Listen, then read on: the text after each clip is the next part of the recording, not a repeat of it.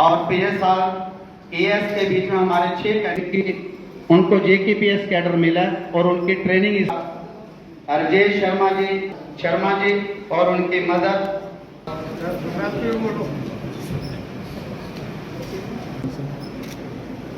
Thank you mother टूटा के रहने वाले हैं। मैं इनसे अनुरोध करता हूं कि मंच पर आए। आपको इनसे सीखना चाहिए, इनके साथ बात भी करनी चाहिए। जो ऑल इंडिया एग्जाम होता है जेडब्ल्यू मीन्स का, हमारे कठुआ का छात्र आशिल कुबट, उसके मम्मी पापा भी यहाँ पर आए हैं और उसके दादाजी हमारे सभा के प्रेसिडेंट भी हैं, आपके साथ ही खड़े हैं। इन्होंने स्टेट में दूसरा स्थान हासिल किया, पूरे ऑल इंडिया के पेपर में देकर स्टेट का सेकंड रह गया इनका।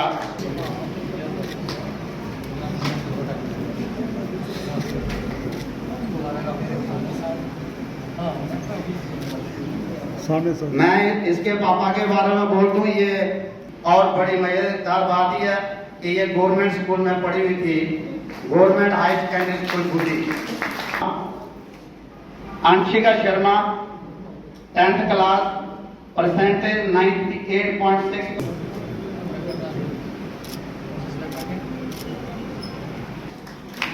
अंबिका पब्लिक स्कूल पलन से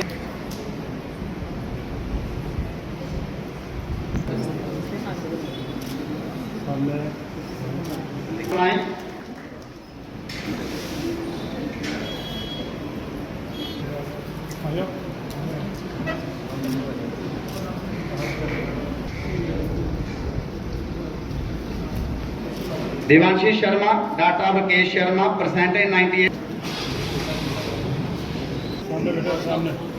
doctor Arjendra Khajuria 10th class 98%। आप भी मंच पर आ जाए।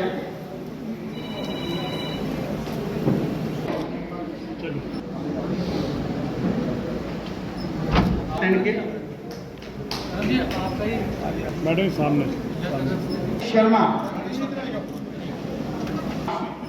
Montessori CBSE school. Sharma madam सामने जानवी भट्ट, डॉक्टर ऑफ सुदेश मंच पर। इन्होंने कठुआ से लेके अमृतसर तक साइकिल चलाया था और वर्ल्ड रिकॉर्ड बनाया। कठुआ से लेके अमृतसर तक जूनियर साइकिलिस्ट ऑफ कठुआ का बोडिया।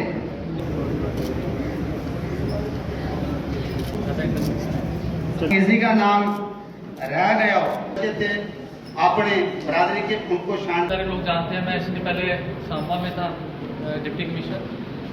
तो प्राइवेट स्कूल हो या सरकारी हो, जब भी मुझे मौका लगा मैंने वहाँ जाके बच्चों से ही ट्रैक किया। उसके पहले मैं सर्विस सिलेक्शन बोर्ड में था, मैं एज चेयरमैन। और सर्विस सिलेक्शन बोर्ड में नौकरियां दी जाती हैं, सिलेक्शन होती है। तो वहाँ भी बच्चे मेरे पास बड़े आते थे जो फॉर्म भरने या कुछ। तो मुझे जो आप जैसा ब्रिलियंट लगता था सिंसियर है और मेरे जैसा है, तो कहीं ना कोई कमी है अवेयरनेस की या वो, तो मैं हमेशा उनको गाइड करता था, बिठा के बातें भी करता था, समझाता था ऐसे करो वैसे करो। मैं भी कोई बड़े ऊंचे परिवार से नहीं, कर्मों से मेरे बुजुर्ग सारे ऊंचे परिवार कर्मों वाले हैं, लेकिन बहुत हाई फाई फैमिली नहीं, गांव में रहने वाले हैं हम। मड ब्लॉक से मैं हूँ। मैं ये इसलिए बोल रहा हूँ कि जब हम देखते हैं कि यार ये आदमी इस जगह पे है, इस जगह पे है, तो पता नहीं इसको क्या एडिशनल फैसिलिटी मिली होगी। ये मैं आपको बताने की कोशिश कर रहा हूँ कि कोई ऐसी एक्स्ट्रा ऑर्डिनरी फैसिलिटी हमारे पास भी नहीं थी। यहाँ पे अंकल जी बैठे हैं, विनय जी के फादर। विनय और मैं यूनिवर्सिटी में इकट्ठे थे। विनय एनवायरनमेंट साइंस में था, जो आजकल एसएसबी है, और मैं बॉटनी में था। पोस्ट ग्रेजुएशन मैंने बॉटनी में की। तो 1 घंटा लगता था हमें यूनिवर्सिटी में पहुँचने थे, 1-1.25 घंटा मैंगलोर में आके वहाँ पहुँचने में। और यूनिवर्सिटी में ही बैठ के तैयारी की। घर में ये होता था कि जॉइंट फैमिलियाँ हमारे घरों में शोर शराबा भी रहता था। तो सवेरे 8 बजे पहुंचा ना और लाइब्रेरी बैठ के पूरे दिन पढ़ाई करनी, शाम को फिर 8 बजे उठ के चले जाना। घर में सिर्फ रात गुजारने जाते थे। तो कहने का तात्पर्य बच्चों ये है कि आप लोगों को बेटर फैसिलिटीज़ होंगी, कुछ को शायद आपसे भी खराब होंगी।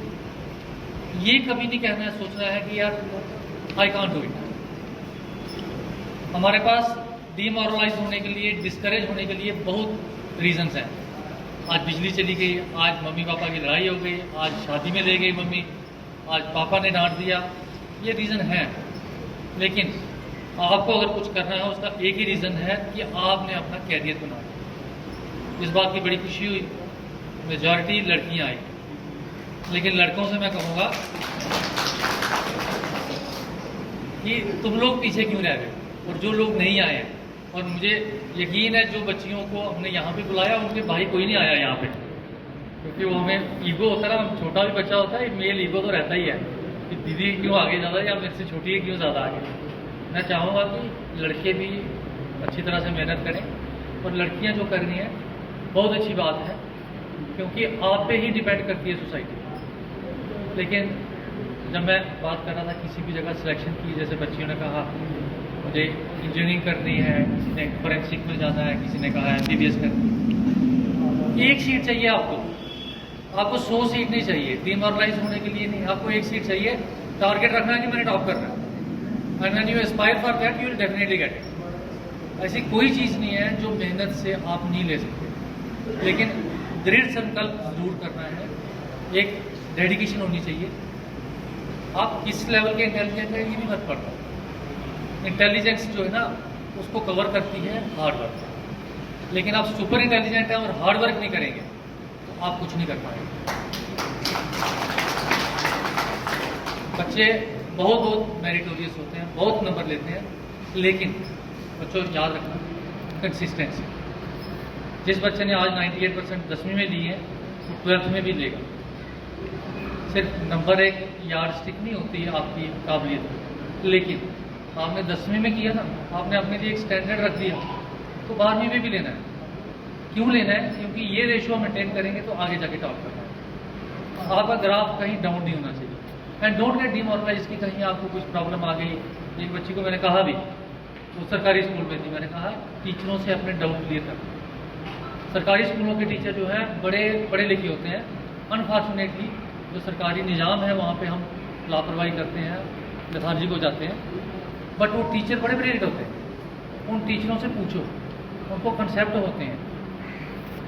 PG वाले पोस्ट ग्रेजुएशन करके ही वो टीचर लगे होते हैं, वहाँ जाके कैसा कंडक्ट करते हैं आप पे है। जब आप उनसे पूछेंगे तो वो ज़रूर बताएंगे। एक कठुआ में ही एक लड़की थी, हमारे दोस्त के साथ उसकी शादी हुई, तो साइंस कॉलेज में लगी है इस समय। तो जो पॉकेट मनी घर से मिलती थी या रोटी आपको इसके कौन से सब्जेक्ट रखें अच्छी तरह से थोड़ी से एग्जाम होता है, इसे क्या करना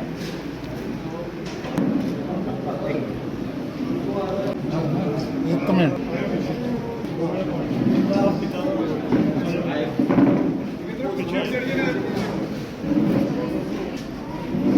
गड़े यस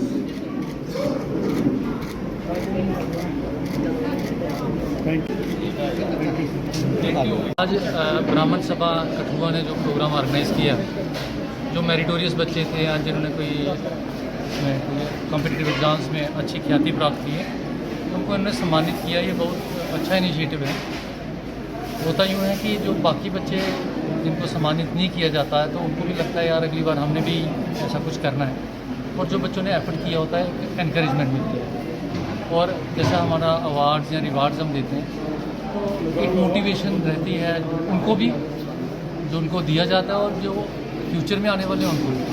तो मैं बड़ा सराहनीय कार्य है इनका। और भी जो गतिविधियाँ ये करते हैं, जो एक्टिविटीज़ इनकी हैं ब्राह्मण समाज की, वो भी मुझे पता है, तो उसके लिए भी मैं इनका धन्यवाद करता हूँ। क्योंकि पिछले दिनों जो हमारे यहाँ फ्लड्स के इश्यूज़ थे उसमें भी इनकी बड़ी सपोर्ट रही, और उन्होंने बार बार फ़ोन करके भी पूछा कि हम किसी भी समय तैयार हैं आपको जब भी ज़रूरत पड़े। तो मैं ब्राह्मण सभा का खासतौर पर धन्यवाद करता हूँ कि एक तो जो एडमिनिस्ट्रेशन के साथ चलने के लिए, और दूसरा इन बच्चों को संभालने के लिए।